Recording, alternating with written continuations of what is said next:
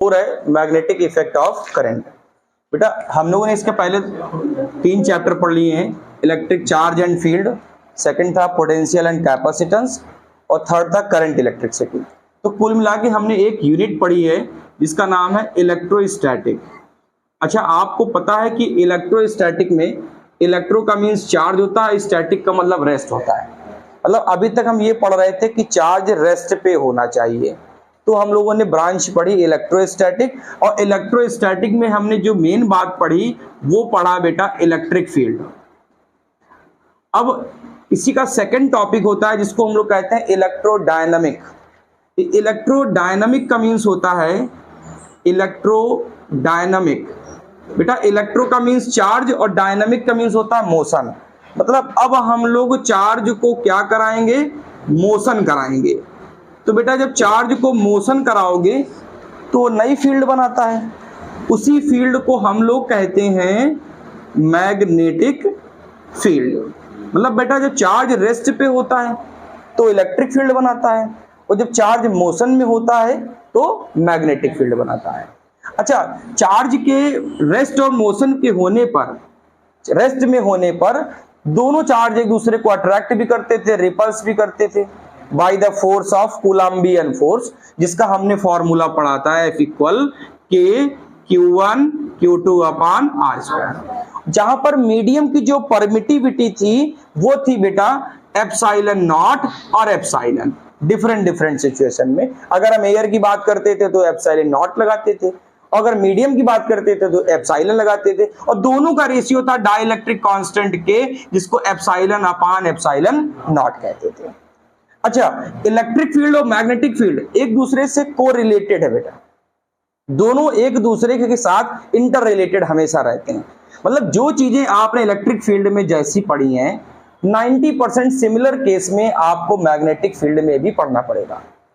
Electric field में direction को निकालने के लिए हम लोग चार्ज की सिचुएशन को देखते थे, यहां पर चार्ज की सिचुएशन को ना देखकर करंट के रोटेशन को देखेंगे कि करंट कैसे रोटेट करता है, वैसे डायरेक्शन को निकालेंगे।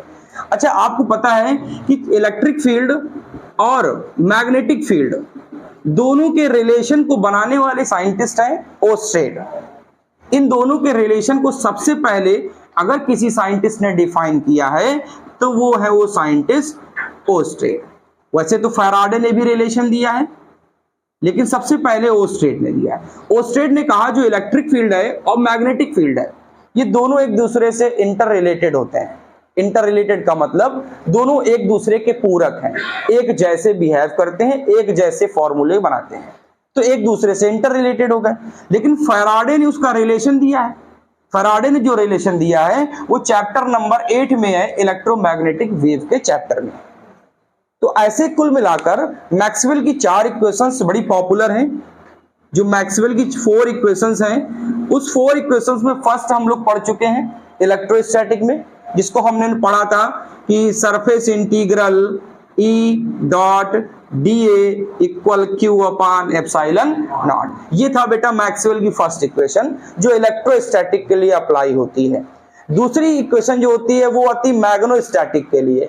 अब मैग्नेटोस्टैटिक का मतलब इसी चैप्टर में पढ़ते हैं surface integral B dot dA जो होता है वो बच्चा 0 होता है। तो ये 0 कैसे होता है ये सारी सिचुएशन आपको इस फॉर्मूले में पता चलेगी।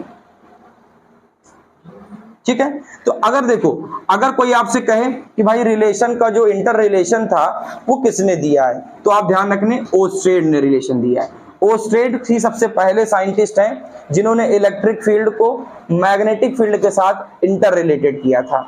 सबसे पहले यही साइंटिस्ट हैं। इसके बाद फिर फैराडे ने भी दिया है। फैराडे की इक्वेशंस क्या है? वैसे फैराडे की इक्वेशन होती है बेटा ID equal epsilon d phi upon dt, ये इनकी इक्वेशन है। इसकी पूरी प्रूविंग है डिस्प्लेसमेंट करंट के नाम से, वो चैप्टर में जब आएगी तब बात करेंगे। अब बता, एक चीज और सोचो बेटा, सबको पता है इलेक्ट्रिक फील्ड कंजर्वेटिव है।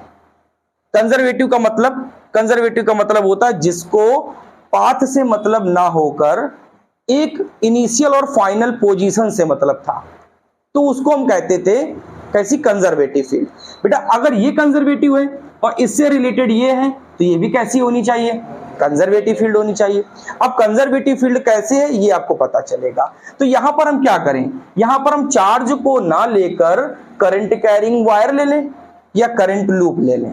दो ही चीजें मैग्नेटिक फील्ड में अप्लाई होती हैं, या तो आपको लूप लेना होगा या तो आपको इनफाइनाइट का वायर लेना होगा। तो सबसे पहले क्या रूल बनाया गया कि मान लो कि आपके पास ये एक वायर है, कोई भी एक वायर है, और इस वायर में करंट बेटा साउथ से नॉर्थ की तरफ जा रहा है। साउथ नीचे होता है और नॉर्थ ऊपर होता है।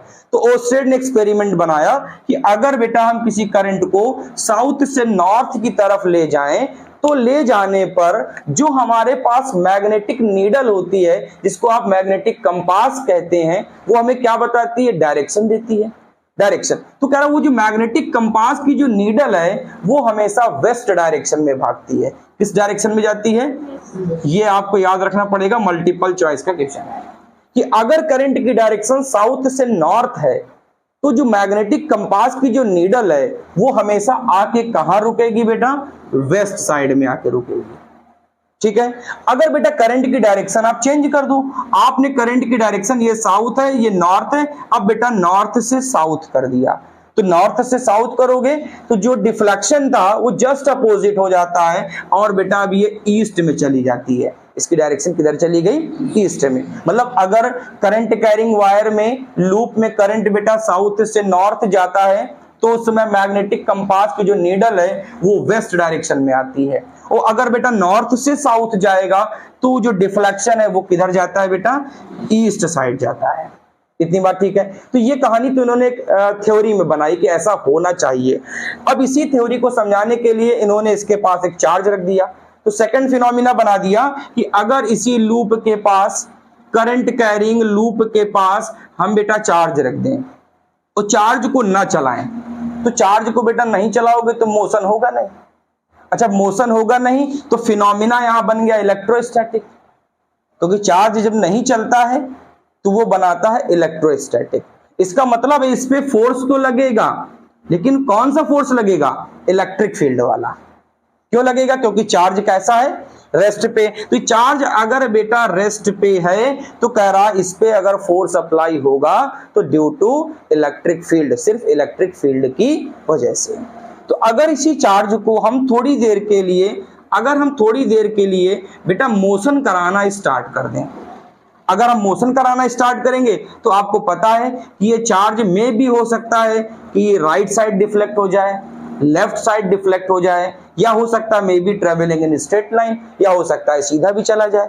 तो अगर ये चीज डिपेंड करती है करंट पे, तो ये जब चार्ज मोशन करेगा तो कह रहा मोशन सीधा नहीं कर सकता, क्योंकि या तो ये चार्ज, ये तो करंट इसको अट्रैक्ट करेगा और या तो इसको रिपेल करेगा। तो अट्रैक्ट करेगा तो टूवर्ड्स आने की कोशिश करेगा, और अगर रिपेल करेगा तो दूर जाने की कोशिश करेगा। मतलब चार्ज सीधा नहीं चल पा रहा।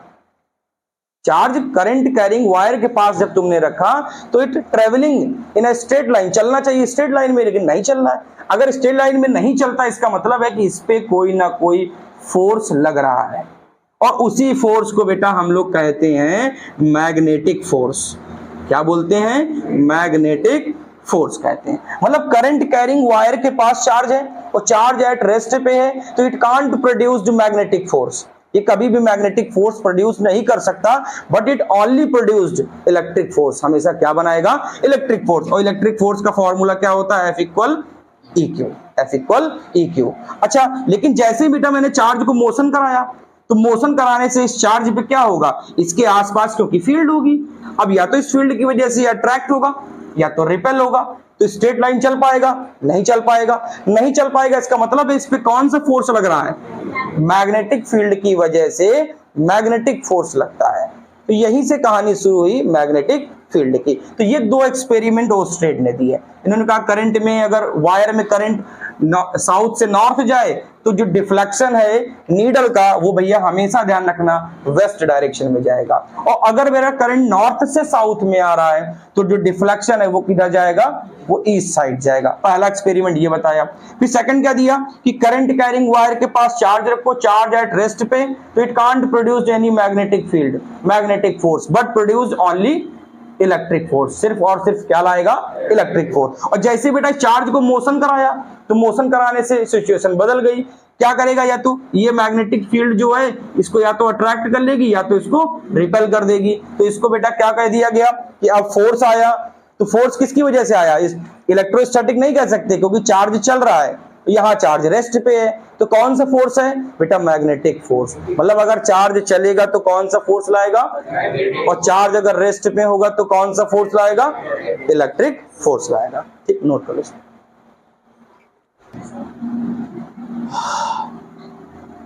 चलो अब देखो बेटा, इसी का एक फॉर्म और है जो साइंटिस्ट बायोट सेवर्ट के नाम से चलता है।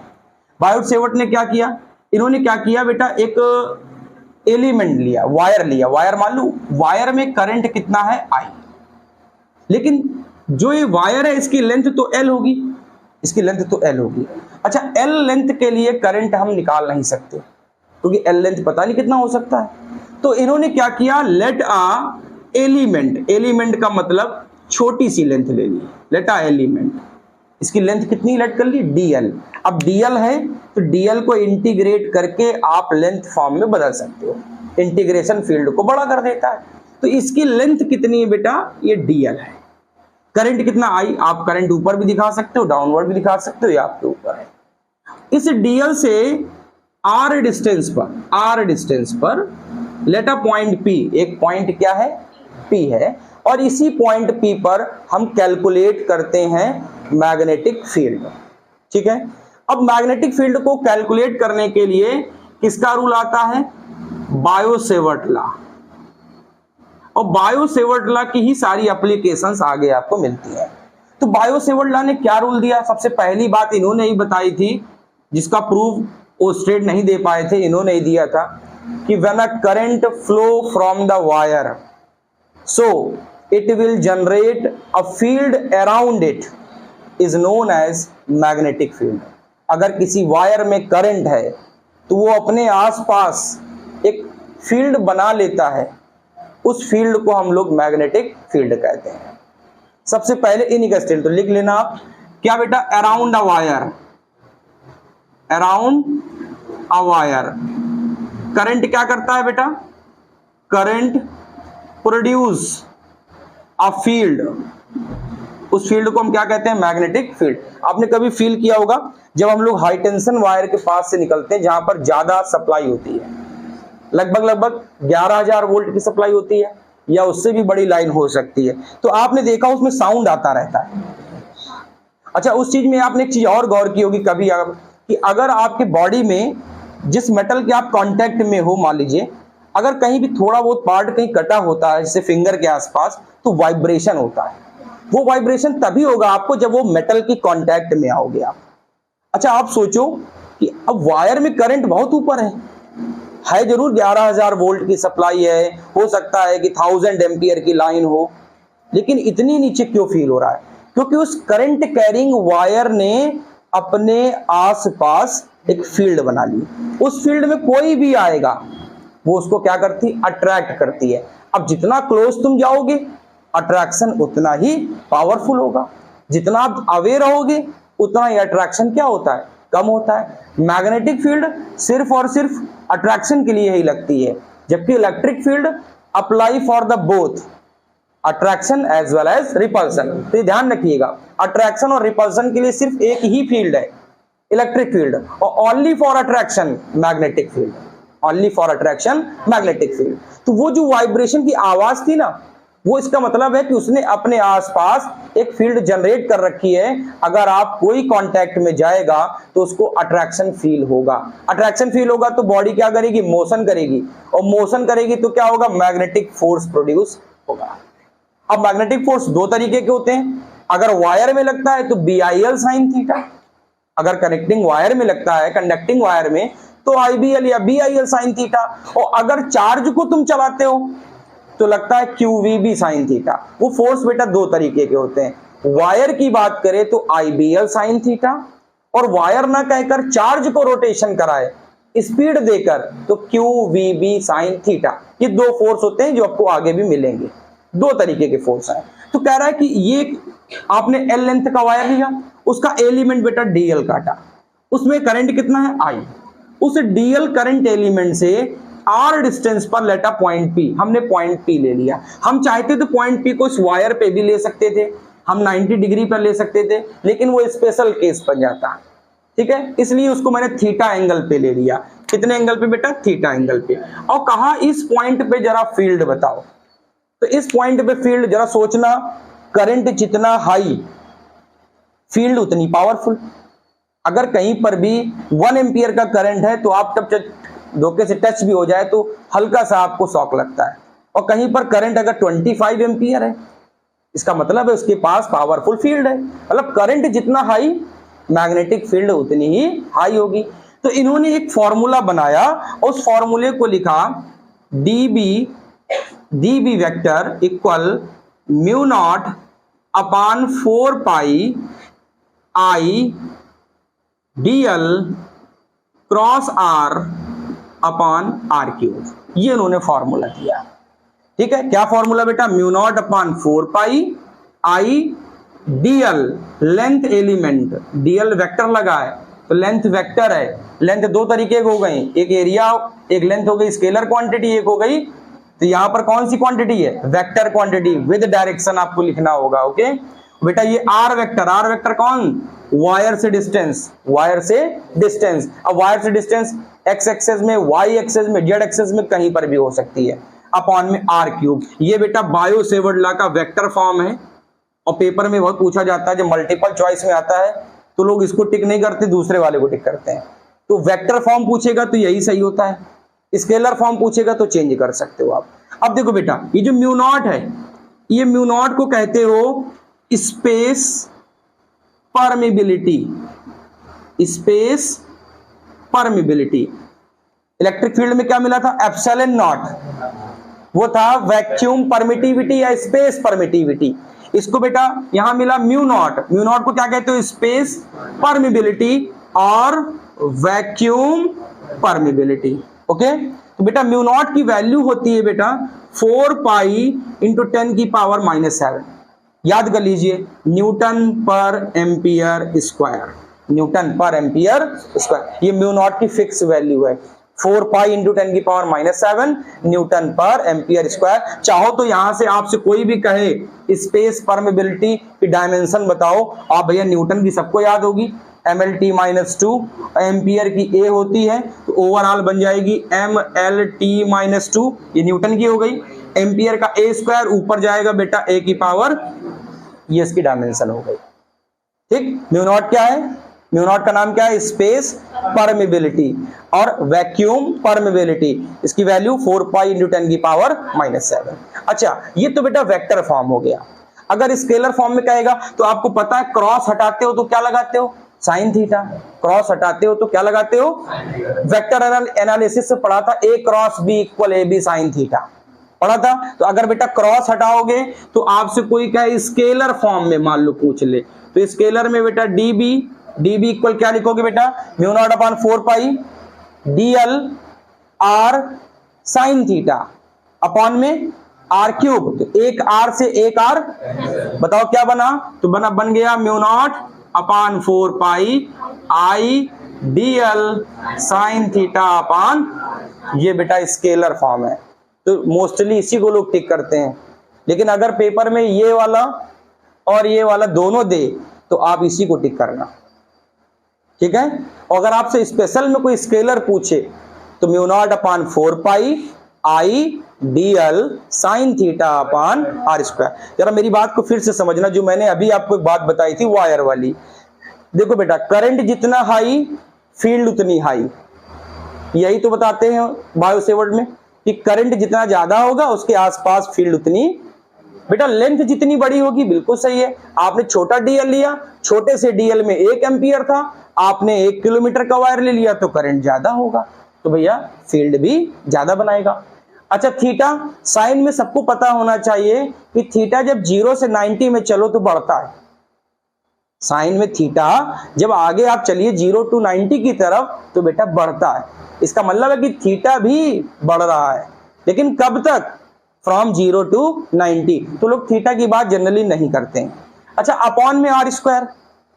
अभी मैंने कहा वायर से दूर आप 10 मीटर हो तो आपको वाइब्रेशन हल्का सा लगा, अगर वायर से 9 मीटर दूर होते तो ज्यादा तेज लगता, अगर 1 मीटर की रेंज में होते होते और तेज लगता। इसका मतलब है कि जितनी वायर से करंट कैरिंग वायर से डिस्टेंस ज्यादा होगी उतनी फील्ड बेटा कम होगी, उतनी फील्ड कम होगी। तो क्या ऐसा नहीं लग रहा है इट ओबे इनवर्स स्क्वायर लॉ? ये किसका ओबे कर रहा है? जितने भी फॉर्मूले में अपान में आर स्क्वायर आता है वो किसका ओबे करता है? ओबे इनवर्स स्क्वायर लॉ। वो किसका ओबे करता है? Inverse square law. ओके, अच्छा थोड़ा सा और दिमाग लगाओ बेटा, क्योंकि यहां पर ये तो फॉर्मूला ठीक है, आपको 45 दे देगा, आप सीधे सीधे रख के लगा लोगे। लेकिन बेटा यहां पर अगर उसने कह दिया कि लेंथ एलिमेंट एक्स में है और ये डिस्टेंस वाई में है, तो आपसे डायरेक्शन जरूर पूछेगा। तो डायरेक्शन निकालने के आपके पास दो तरीके हैं। या तो आप यहां पर एक काम करें, करंट की डायरेक्शन में थंब को रख दें, करंट की डायरेक्शन में थंब को रख दें और फिंगर ओपन कर लें। जिस पॉइंट पर चाहिए, जिस पॉइंट पर, वहां पर फिंगर को ले जाइए। अगर वो फिंगर में किधर आ रहा है, अगर वो राइट साइड आपको मिलता है तो समझ जाना फील्ड कैसी है? इनसाइड है। कैसी है? और अगर आपको कहीं कर्ल करना पड़ जाए तो समझ जाना कहां है? आउटसाइड है। हमने यहां करंट में रखा थंब, फिंगर्स खोला, फिंगर्स देखो कर्ल नहीं करना पड़ रहा है, पॉइंट हमारा कह सकते हो कहां पे है? राइट साइड है ना। तो राइट साइड या कह सकते हो कैसा? इनसाइड, अंदर की तरफ है। तो भैया फील्ड भी कैसी होगी? अंदर की फील्ड कैसे बनाते हैं? डायरेक्शन याद रखिएगा। अब ऐसा बना हो इसका मतलब है बेटा इनसाइड। अब कोई बताएगा नहीं बुक में ऐसा कहीं भी बना हो, समझ जाना फील्ड कैसी है। अच्छा बेटा ये पॉइंट यहां ना होकर इधर मैंने लिया होता, यहां पे कहीं लिया होता, तो बताओ ऐसे रखते, कर्ल करते, फिंगर कहां भाग रही? बाहर की तरफ। तो बाहर की तरफ तो फील्ड कैसी हो जाएगी? आउटसाइड की फील्ड, इसको बेटा आउटसाइड कहते हैं। ठीक है, इसको क्या कहते हैं? आउटसाइड। अच्छा एक तरीका ये हो गया। अब आपके पास दूसरा तरीका भी है। दूसरा तरीका कैसे है? आप या तो स्क्रू ला लगा दो, कहां रखो? पेन की निब को रखो डीएल में और किधर घुमा दो? आर की तरफ। अरे पेन की निब मैंने इसलिए कहा कि पेन से आप करोगे, वैसे स्क्रू से करना है तो स्क्रू की निब रखो कहां पे? और डीएल में, और कहां घुमा दो? आर की तरफ। मैंने कहां रखा बेटा? डीएल में और किधर घुमाया? आर की तरफ। तो आर इधर है ना, कैसे घुमाओगे? तो ऐसे करने का मतलब क्लॉकवाइज, और क्लॉकवाइज में स्क्रू कहां जाता है? अंदर जाता है। अगर बेटा आर इधर है तो एंटी क्लॉक, और एंटी क्लॉक में स्क्रू बाहर आता है, तो बताओ फील्ड कहां चली गई? आपके पास दो तरीके हैं, चाहो तो भैया थंब रूल लगा लो, अगर थंब रूल से बात नहीं बन पाती है तो आप स्क्रू लगा लीजिए। बात ठीक है? तो हम क्या करना है बेटा? करंट की डायरेक्शन में थंब रखो और फिंगर्स को रखो। अगर फिंगर कर्ल करने में आउटसाइड जा रही हो इसका मतलब मैग्नेटिक फील्ड आउटसाइड होगी, और अगर आउटसाइड नहीं जा रही हो तो समझ जाना कैसा है? इनसाइड। या रटने का तरीका कि करंट की डायरेक्शन में थंब रखो, फिंगर्स ओपन करो, अगर वो राइट साइड पॉइंट दिख रहा है तुमको समझ जाना इनसाइड है, और अगर वो पॉइंट लेफ्ट साइड दिख रहा है तो समझ जाना आउटसाइड है। तो आपके पास 2-3 तरीके हैं निकालने के।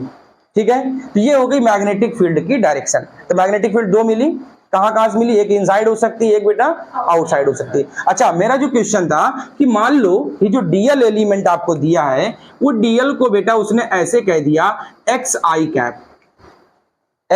कैप, और ये जो आर है, आर कौन सी डिस्टेंस है? वायर से जितनी डिस्टेंस पर फील्ड पूछता है वो डिस्टेंस है। तो अगर बेटा आर आपको कह they like that J cap, मान लो कुछ भी 5J कैप, फिर आपसे बेटा डेल्टा बी पूछे या मैग्नेटिक फील्ड पूछे, तो आपको वेक्टर वाला फॉर्मूला याद होगा। वेक्टर में हमने बेटा 3 रूल पढ़े थे, आई जे के। क्या पढ़ा था आपने? कि आई को बेटा जे से प्रोडक्ट करो, आई को जे से करो तो के मिलता है, याद है? और जे को के से करो आई मिलता है, और के को आई से करो, आप उल्टा भी कर सकते हो। हमने आई को जे से किया तुमको के मिला, तुम जे को आई से कर दो तुमको माइनस के मिल जाएगा।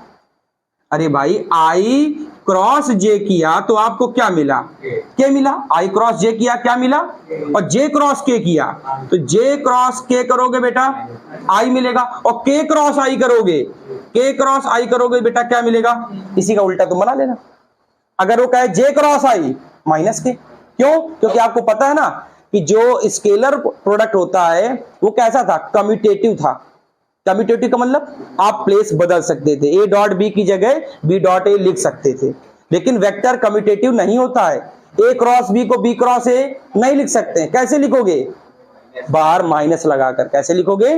देखो माइनस लगाते ना, जे क्रॉस आई करो तो जे क्रॉस आई को के नहीं कह सकते हो, क्या कह सकते हो? माइनस के कह सकते हो। तो जरा बताओ यहां पर डीएल क्रॉस आर, तो डीएल क्रॉस आर करोगे तो आई क्रॉस जे मिलेगा, आई क्रॉस जे। और बताओ आई क्रॉस जे कितना है?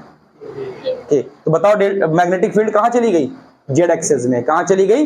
तो दो केस हैं आपके पास, प्लेन ऑफ पेपर की बात कर सकता है, प्लेन ऑफ बोर्ड की बात कर सकता है, प्लेन ऑफ कॉपी की बात कर सकता है। अगर ऐसा कहता है तो फिंगर्स स्क्रू लगाना पड़ेगा। अगर ऐसा केस नहीं है, आई जे के में आपको दिख रहा है, तो आई जे के में अगर दिख रहा है तो आपको वही प्रोडक्ट देखना पड़ेगा कि वहां पर प्रोडक्ट किसका बन रहा है। अगर प्रोडक्ट जैसा बन रहा हो उसी आधार पे आप फॉर्मूले में इसको चेंज कर लीजिएगा। इतनी बात ठीक है? तो बायो सेवर्ट ने क्या रूल दिया बेटा कि अगर किसी भी वायर के पास करंट है तो आसपास वो क्या बना देगा? मैग्नेटिक फील्ड बना देगा। ठीक है, उसी मैग्नेटिक फील्ड में हमने क्या किया, एक वायर लिया, उस वायर की लेंथ एल है, लेकिन बेटा पूरे लेंथ के लिए डायरेक्ट निकाल नहीं सकते, तो हमने डीएल लेंथ ली। अब उस डीएल लेंथ में हमने क्या किया, आर डिस्टेंस पर पॉइंट पी लेट कर लिया और वहां पर हमने फॉर्मूला लगाया। तो अब बुकों में इसको ऐसे लिखा रहता है, B proportional I, B proportional D, L प्रोपोर्शनल 1/r²। तो ठीक है, अभी मैंने समझाया, करंट ज्यादा तो फील्ड ज्यादा, वायर की लेंथ बड़ी तो फील्ड बड़ी, जितनी दूर तुम वायर से जाओगे फील्ड भैया उतनी कम हो जाएगी। तो वही बात इसमें भी अप्लाई कर दीजिए। कोई आपसे ये पूछ ले कि जरा बताओ आई डीएल और आर, ध्यान सुनिएगा, आई डीएल और आर, कोई कह दे टेंजेंशियल है या पैरेलल है या परपेंडिकुलर है, तो आप अप्लाई कर लीजिए बेटा। आई डीएल और आर, आई डीएल और आर अगर पैरेलल हो गए, ये आई डीएल है, ये आर पैरेलल हो गए, थीटा 0, साइन 0 0, कोई फील्ड नहीं होगी। ठीक, मैंने कहा आई डीएल और आर परपेंडिकुलर है। डीएल और आर कैसे हैं? परपेंडिकुलर, ये डीएल ये आर परपेंडिकुलर, तो थीटा 90 और साइन 90 बेटा 1, साइन 90 कर सकते हैं आप। 45 कहेगा तो फॉर्मूले में लगाइएगा। 180 कह दें कि भैया डीएल की लेंथ कहां? ऊपर, और आप पॉइंट कहां ले रहे हो? नीचे की तरफ, तो क्या हो जाएगा 180, और साइन 180 भी 0 होता है। मतलब वायर के अलोंग चलोगे आप, वायर के अलोंग, वायर के साथ में चल रहे हो, तो वहां पर आपको मैग्नेटिक फील्ड नहीं मिलेगी, वहां पर मैग्नेटिक फील्ड नहीं होगी। मतलब अगर ये वायर है, इसी में आप पॉइंट ले लेंगे कहीं, तो आपको मैग्नेटिक फील्ड नहीं मिलेगी। Along the wire no magnetic field, कोई भी मैग्नेटिक फील्ड नहीं होती है। ठीक है, नोट कर लें। देखो बेटा, इसमें डेल्टा एल दिया है आपको, डेल्टा एक्स आई कैप, मतलब लेंथ का एलिमेंट कहां है? एक्स एक्सिस में। करंट कितना है? 10 एम्पियर। और मैग्नेटिक फील्ड कहां चाहिए? वाई एक्सिस में। डिस्टेंस कहां पर? 0.5। बेटा डिस्टेंस को क्या कहते हो? बेटा जरा बताओ, आर कहां है? वाई एक्सिस, और वाई एक्सिस का यूनिट वेक्टर क्लास 11 वेक्टर में पढ़ा था, वाई एक्सिस का यूनिट वेक्टर जे कैप। तो ये हो गया वेक्टर आर। ओके, ये हो गया वेक्टर। बेटा डेल्टा या डेल्टा एल कितना लिखा है बच्चा? डेल्टा एक्स, और डेल्टा एक्स कितना दिया है? 1 सेंटीमीटर का मतलब 10 की पावर। बेटा आगे क्या लिखा है? I cap. क्या लिखा है? अब लगा लो वेक्टर का फॉर्मूला, तो dB equal mu not upon 4 pi I d l cross R upon बच्चा आर क्यूब। ओके, बताओ म्यू नॉट की वैल्यू कितनी होती है? 4 पाई इंटू 10 की पावर अपॉन में बेटा 4 पाई। बेटा आई कितना? 10 एम्पियर। डीएल कितना है? ये लिखा डेल्टा एल या डीएल 10 की पावर -2 आई कैप, तो ब्रैकेट में लिखो 10 की पावर -2 आई कैप। ओके बेटा, साथ में आर कितना है? 0.5 जे कैप, तो बेटा इनटू, क्योंकि क्रॉस लगा है बीच में, क्रॉस, तो 0.5 जे कैप। ओके, अपॉन में बेटा ये होता है मॉड, इसमें डायरेक्शन तो है नहीं, तो ये है मॉड। मॉड का मतलब 0.5, इसमें मॉड है, मॉड का मतलब डायरेक्शन नहीं होती बेटा, तो 0.5 का 3 टाइम्स तो 0.5 को लिखो 5 इंटू 10 की पावर -1, 5 इंटू 10 की पावर, और 5 का 3 टाइम्स 125, 5 इंटू 5 इंटू 5, और 10 की पावर -1 का 3 टाइम्स पावर में, तो 10 की पावर -3।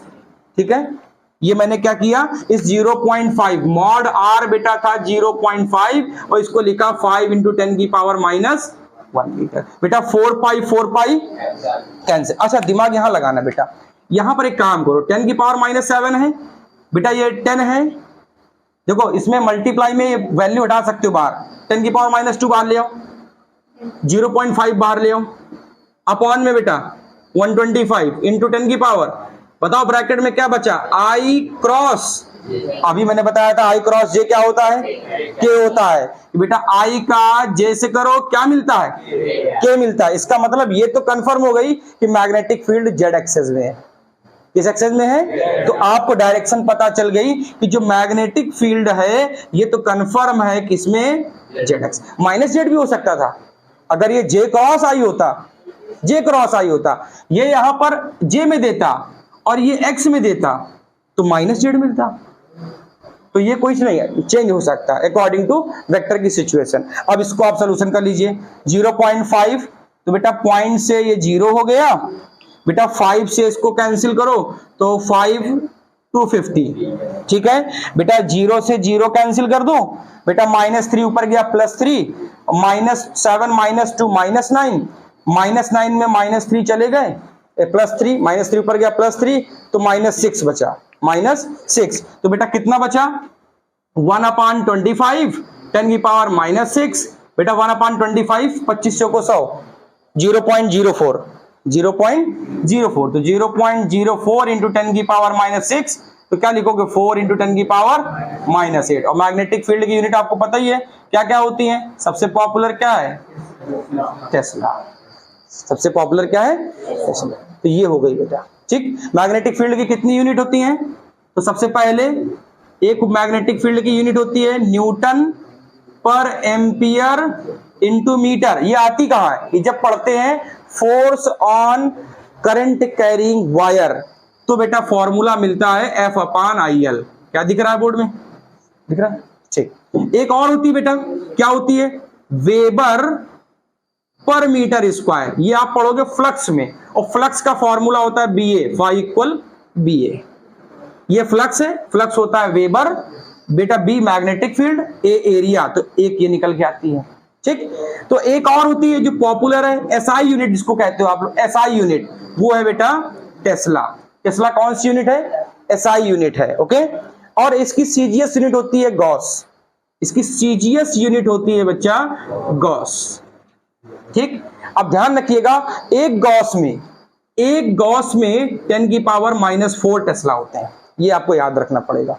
एक गॉस में कितने टेस्ला, 10 की पावर -4। टेस्ला किसकी यूनिट है, मैग्नेटिक फील्ड की। कौन सी यूनिट है, SI यूनिट है। और कोई कहे MKS यूनिट बताओ, तो न्यूटन पर एम्पियर इंटू मीटर, और ये वाली किसी काम की नहीं। ठीक है, तो आपको ये वाली याद रखनी, न्यूटन पर एम्पियर इंटू मीटर, या बेटा सबसे पॉपुलर टेस्ला। और CGS में गॉस, और 1 गॉस में कितने टेस्ला, उल्टा करना चाहो उल्टा कर दो, एक टेस्ला में कितने गॉस, 10 की पावर 4 गॉस।